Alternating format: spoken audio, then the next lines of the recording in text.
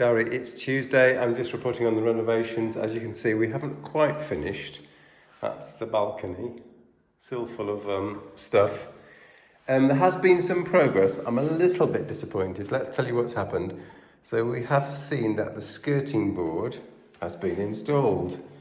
So they told us that the white skirting board is the best thing to have these days, so we have made it white. And there it is. As you can see, it's been installed just about everywhere. I did notice that they missed a bit here,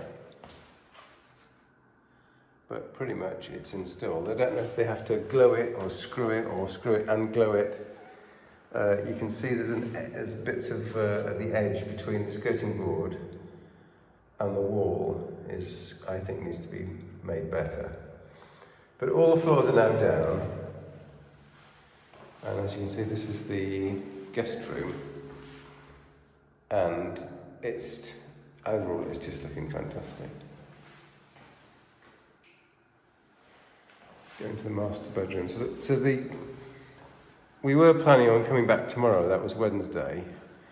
But of course, for me that would seem to be a bit of foolhardy because, as you can see, they have not finished.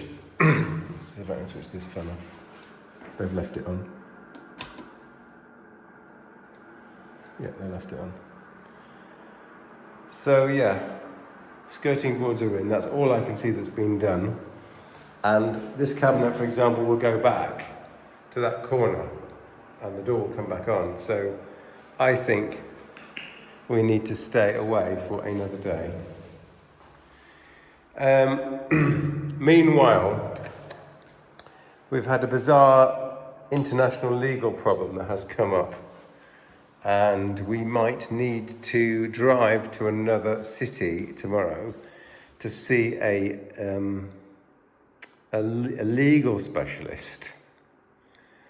And it's to do with an inheritance or a debt that we don't want to inherit. And it's just, what an absolute mess. In the UK, if a relation dies,